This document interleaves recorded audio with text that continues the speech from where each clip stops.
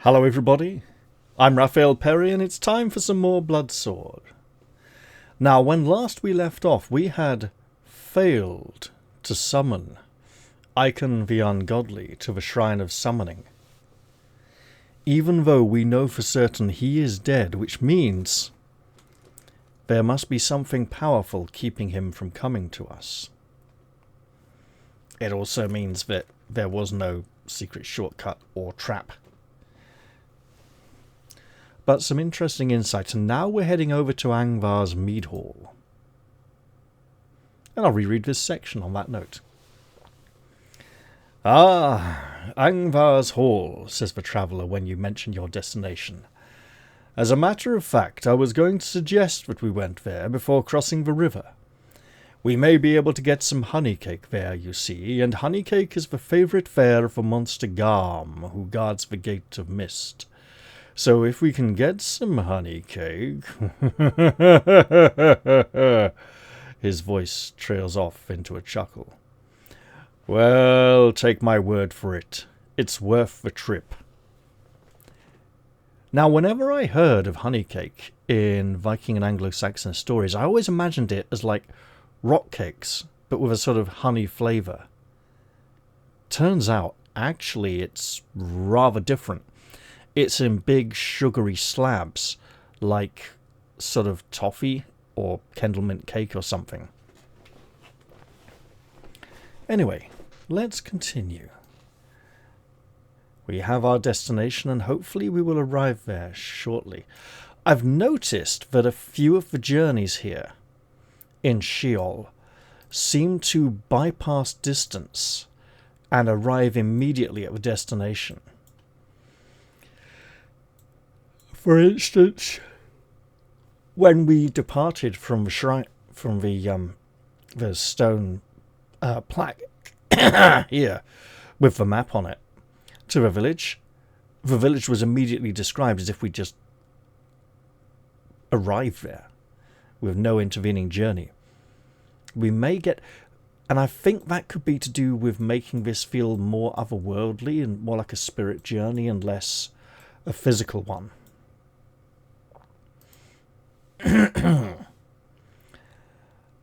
Angvar's Hall is built at the point where the Lethe and the Acheron diverge. It is a magnificent high-gabled building of dark red timber with carven dragon heads rearing up along the patterned eaves and giltwork marking the elaborate runes and spirals typical of Norse architecture. There's Norse architecture in the world of legend? I mean, there's Mecanians, Fulanders, and probably a few other groups. But interesting. So is this then considered to be one branching overall culture? Or is it because of links to the real world and how it's supposed to feel similar? A few outbuildings house Angvar's animals and grain. Inside the main hall is where all his warriors and their families live. Even when you are still several hundred meters away, you can hear the sounds of drunken singing echoing through the twilight. Aha, says the traveller. Angvar and his hall heroes are feasting as is their wont. Don't doubt, no doubt, they think they're in Valhalla, though I've seen the wenches who serve at the tables, and they're no Valkyries, I can tell you. Suddenly he glances off to one side and catches your sleeve. Look there now, in the distance. You peer across the river Acheron to an expanse of bleak marsh. Hundreds of grey-eyed ghosts are milling to and fro there. Their wailing is all but drowned out by the revelry from the hall, but from what you can hear, it sounds ghastly. Are they souls in torment to weep and moan so, you ask in horror? The unburied dead, he replies. A rancid stream called the Cocytus drains into these swamps, where they are condemned to wander forever. The word Cocytus comes from ancient Amphidian, and it means the place of lamentation. Forget them. Our business awaits us in Angvar's Hall. You nod and let him lead the way to the great double doors. Bound in iron, they bear the hammer symbol of the god Thor, the Thunderer. The traveller raises his staff and knocks. The heavy strikes resound, rolling down the interior of the hall. The men at the tables fall silent, waiting to see the wayfarers who have come to their feasting place. Then a voice says, "Throw open the doors! Bid those without to enter!" And it could almost be the voice of the Thunderer himself. Oh, this is getting pretty archetypal, but that's what we expect in a realm of the dead. You step into the hall. A great fire rages in the central hearth, filling the air right up to the high rafters with a haze of smoke. Walking past the silent warriors at the benches who watch you with their mead horns forgotten in their hands, you approach Angvar himself. You have never set eyes on a man with more might in his frame. Above his fiery red beard, his eyes have the look of a storm within them. As you are about to speak, the steward of the hall steps forth. With mailcoat jangling at every step, he raises his arm and points to the spear rack beside the door. "You may approach our lord in your gear of battle, for Angvar Nickarson fears no man or giant. But your weapons must here await your words' outcome. Guests do not walk among these fanes with slaying tools in their hands." The traveller shrugs and places his staff in the rack before going up to Angvar's seat. But surely you wouldn't forbid an old man his walking stick. We can relinquish our weapons. We may have a situation where we have none whatsoever, no weapons at all. Or we could prefer to keep our weapons about you. Now, wait, Njal? As in Njal's saga? That don't... Other massive fist. That can't be Njal then. This must be something else entirely. Well, that's an auto-kill section and... looks like it happened back in Crescentium. Missed that one completely, thankfully. Right, so... this is Angvar Nickarson's hall. I wonder if Nickarson is a reference to Russ Nicholson, who I think did all the illustrations for this book. Or is this the other guy who had a similar style to him? Not sure. Right. So, this is his hall, his custom, right? We face the man in his own home. You know, his house, his rules. However, Angvar Nickarson is a powerful man, a strong man, and one used to being obeyed, one who throws his weight around and gets what he wants all the time. He will respect us if we stand up to him, rather than cower before him like craven turds.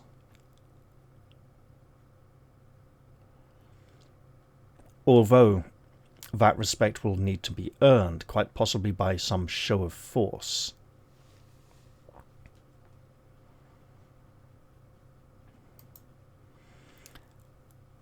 And there's no worm tongue lurking at his elbow. Most importantly, Sir Alwyn is fearless. After his brush with death in Book 2. And he's unlikely to step down from such a challenge. He's going to hold on to the axe of Heraclos. He doesn't doubt that it would be returned to him upon leaving. But he almost certainly feels that he should not be denied its grip. We will hold on to our weapons, and it's only a few pages back.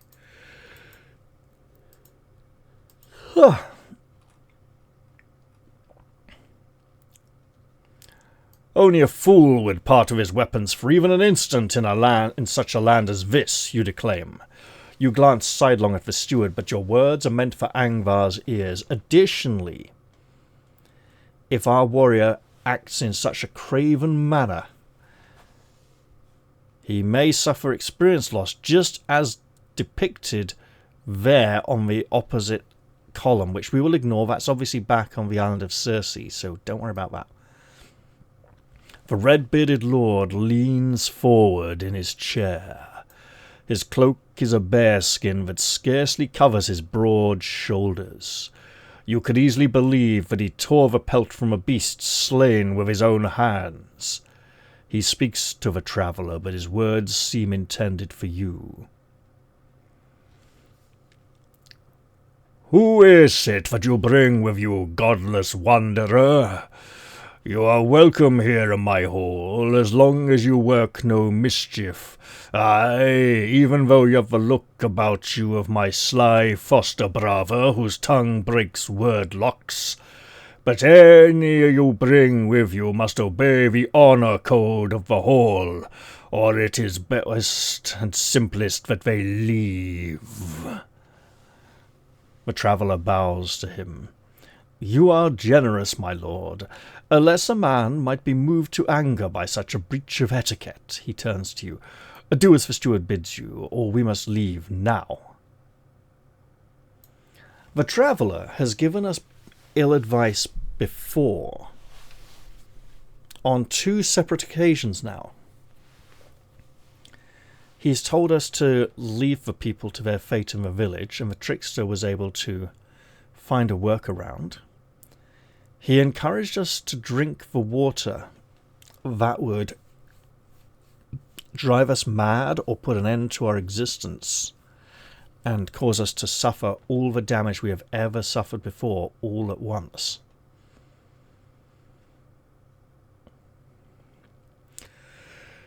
And now he bids us stand down from a challenge.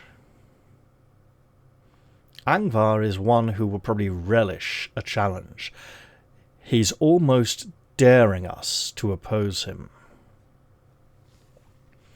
We can agree to relinquish our weapons. We can depart, or we can march right up to him, weapons in hand. Not threatening, mind, just showing, "This is mine, I hold it, I do not relinquish it for thee." The steward and several other warriors stand forward to bar your way. Their eyes are burning with anger. "How is it that you have the gall to flout our lord's command?" snarls one. "Were you not made welcome when we might as easily have barred the doors against you? Were you not given greeting when we might as easily have set upon you with swords when you entered? By coming here with thoughts of harm, you have earned your end." We may fight, but the warrior is here. Let's see. This is a warrior situation. This is a time when Sir Alwyn has to stand proud and tall.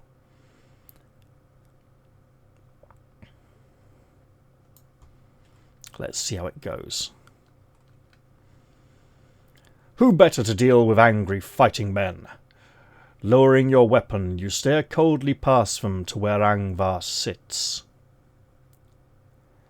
It is not a clash with the hall hounds that will settle this, you say into the waiting silence. Where is the hound's master? Will he step forward to face me? By my father's eye, roars Angvar delightedly. Is this a call to battle? Such spirited words are all too rarely heard from mortal lips. He rises and, flinging off his cloak, advances on you. The warriors part, awestruck by their lord's answer to your challenge. Angvar has a fighting prowess of 11, a psychic ability of 9, 7 dice of damage, an awareness of 6, an armor rating of nothing, and an endurance of 950. Note, he is immune to command and lightning bolt, including sheet lightning and nemesis bolt. Guess what? The warrior can't do those, which implies that this information is copied from another fight where we might all need to oppose him.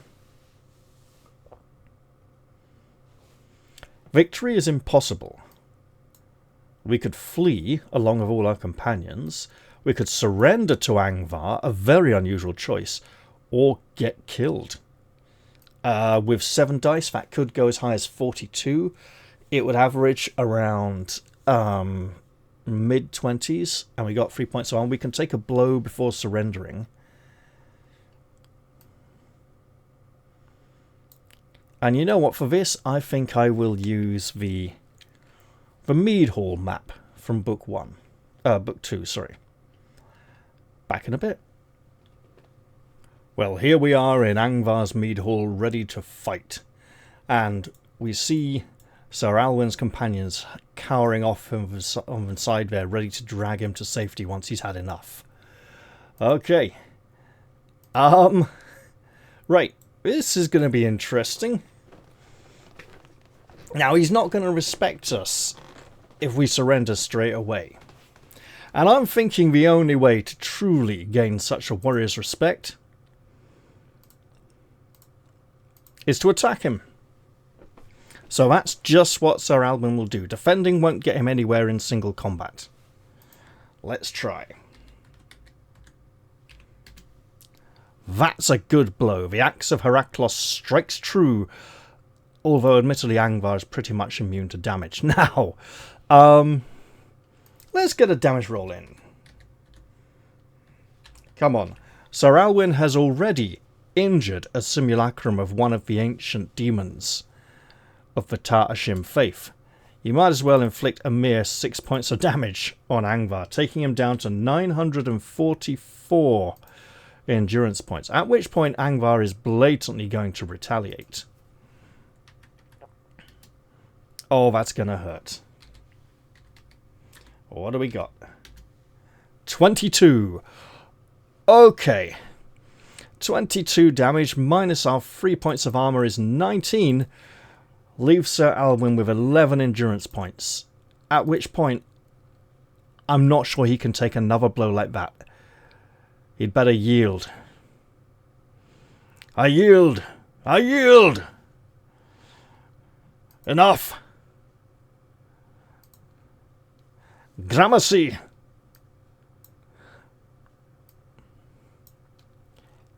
It's not often we get the option to surrender, so let's do it.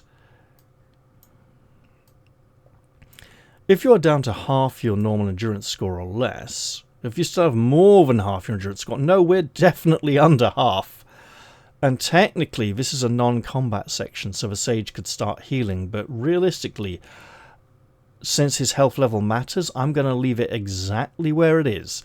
We've got the healing ointment after all.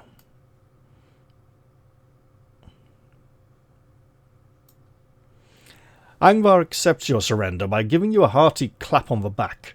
The force of it makes your teeth rattle in your skull. You fought well, he says. No warrior here could have stood his ground better. Now fetch yourself a mead horn and tell me why you have come. Oh, he took it well. Right, that was a non-combat section. On that one we shall heal, as we will on this one. Let's see. First off, we should be grateful to not be in combat. Oh my goodness.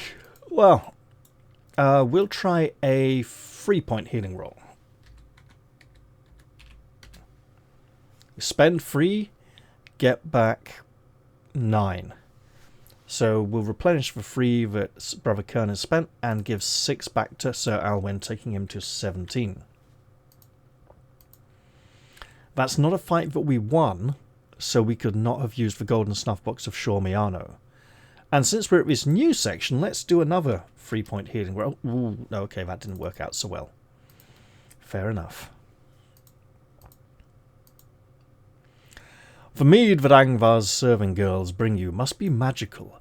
You feel a surge of renewed vigour passing through your tired limbs. Any wounded player, Even one suffering from Plague Star's curse can restore his or her endurance score to its normal level. Excellent, so we didn't need to make those healing rolls after all. So this was all about, can you take a hit? Can you take a heavy knock? Bit of respect, really. You let the traveller do most of the talking, as he seems to know Angvar. My lord, he says, we need to pass through the gate guarded by the monster Garm. Ah, Garm, replies Angvar. A monster he is indeed, though less of a monster than his poison-hearted father. Take some of my honey cake, then. Garm is very partial to it, as you know. Thrud! Angvar's daughter Thrud brings you a parcel of honey cake. And as we know from Norse mythology, Thrud is Thor's daughter. And then, of course, there's also the Thrud the Barbarian comics from the 80s and I think possibly 90s a bit as well, from White Dwarf magazine. Blatant, but then Thrud's name is spelt with 2 Ds, I think, isn't it? Angvar's daughter Thrud brings you a parcel of honey cake. One of the players should record this on his or her character sheet. Well, we know who's earned it. Thanking Angvar, you rise and take your leave of him. Honey cake. That gets full capital letters. It's deserved it. If there is a warrior in the party who wrestled or fought with Angvar, there's no warrior, or if he or she did not face Angvar in battle, well, we did, and bloody hell it was dangerous. Let's see what happens as a consequence of our taking up arms against him. He doesn't seem to hold it against us. As you make ready to... Oh, there's a fine picture of a Northern lord. His face in great shadow. I mean, it looks like Russ Nicholson's art. Are those figures burning in the background, or is it just the smoke from all the fires?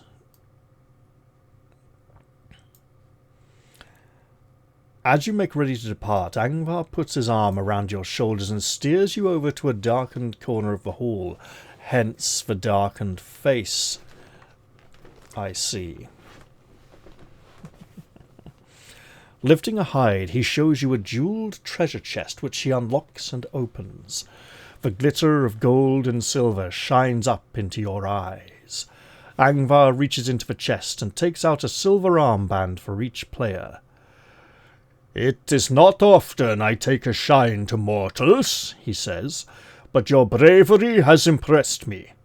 Here, a gift from the Lord of Bilskirinir. Is that the silver arm ring of Odin's? And 9 more identical arm rings drop from it every 3 nights or every 9 nights.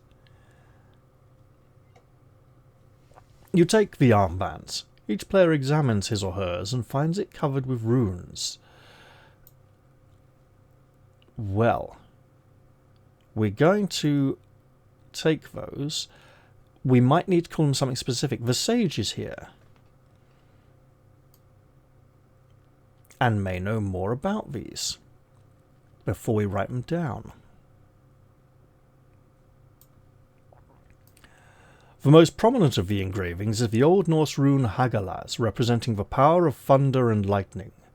To judge by the other runes, which include the defensive glyph Algis, what you have here is an item that would give its wearer protection from lightning. Excellent.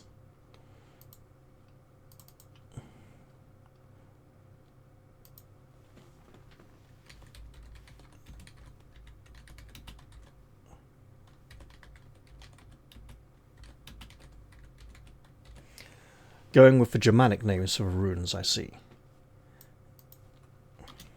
Rather than the later Norse names or the Anglo-Saxon ones. Right. Well, obviously, everyone should take one of these. I imagine the harp won't be of much use to us again. Typhon's Eye is worth keeping as well. Okay, hang on. What of the others? What can we part with? Disturbingly, the Amulet of Safe Voyaging may still be of use for us. But wait, the Abbot's Drawing probably is not. Oh, but that's not an item. Okay, hang on. Are we going to be... Oh, wait. Okay, so... And yes, I could have written of protection from thunder, but I know what those runes stand for, so... I mean, it's a little more than that, because Algiz is one kind of protection. It's the fending off, the warding off, the show of force, the no, stop. It's, it's the stop sign, the hand up. It's like, no, you will not go no further. Okay, so if we probably don't need Hunguk's charts. Which means it's only Brother Kern with his 2 arrows. Can't give them to Remy. With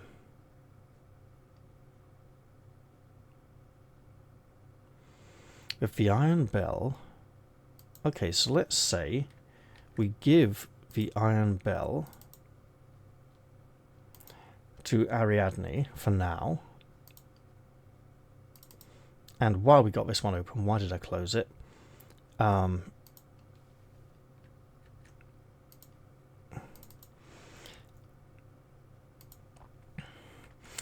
Hagalaz doesn't just represent a thunder and lightning storm. It represents disruption through natural forces, elemental chaos, everything going wrong, and there not being much you can do about it other than just suffer on through, batten down the hatches and be ready for it all to be over. Well then, that may come in very useful. If there's some kind of lightning monster or demon that we will face. Record the armbands in your character sheets. If a player chooses to put his or her armband on, either now or later, then turn to 211 to discover its effects. Make sure to note the number of the entry you are reading at the time before doing so, as 211 will not direct you back here. Well, Sir Alwyn has no fear and does not believe he will have been gifted an item that will harm him. Although if it's a single-use item and he's just wasted it, that's going to be a problem. Let's see. Before reading on, make sure you number the number of the last entry you were reading. I do, it was 402. The armband gives partial protection against lightning. While you wear it, you take only half damage from electrical attacks, rounding fractions up, including the sheet lightning and nemesis bolt spells. For example, if a nemesis bolt struck you and would inflict 21 points of damage, the armband would mean you only took 11 points. Okay, so I'll just write that in now.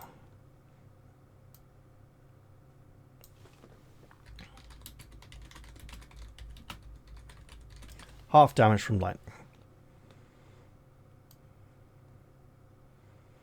Which is, in all fairness,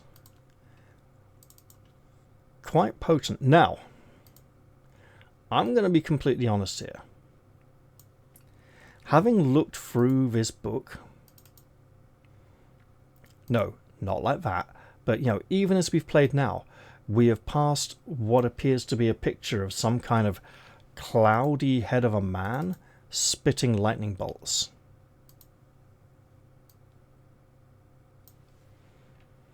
And I've caught the odd glance of words relating him to lightning and thunder. And having a sort of oriental name, I think Lei Kung or Lai Kung. I suspect that these will stand us in good stead when we encounter such a being. Well, we are now ready to depart from Angvar's Mead Hall.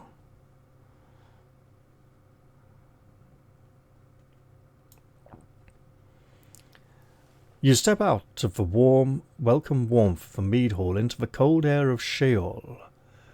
We do have Scribo the Raven from Book 2. I know he could be useful in Book 2, but didn't... We could have still had the Callium here? Of course, we could have picked up the Callium and not made the Giant. But, hey. Interesting. Callium, which explodes when it gets wet. The red orb of carnage, which does some kind of massive damage. Blue orb of mystery, which is death. Well, we don't have any of those, and we're not at the option to choose it. So, what will the Raven do? Will he just go back into the hall and live there, and no longer be a part of our company? Quite possibly.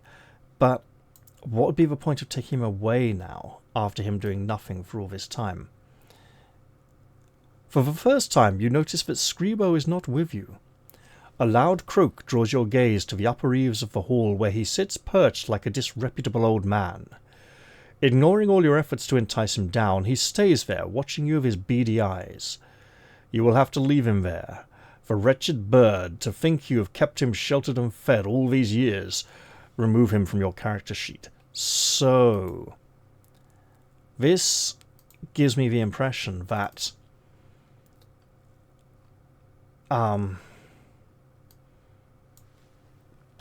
there may be a point in the time where we'll be asked if we have the Raven. And we shall not, for he will be back here at Angvar's Mead Hall. Otherwise, it's just a good thematic way of removing him, but if so, did it need a whole extra section? I'm not sure. It does feel, however, like a good narrative point to end the episode. Ooh. We do indeed have the code word tabula, because we have seen the map.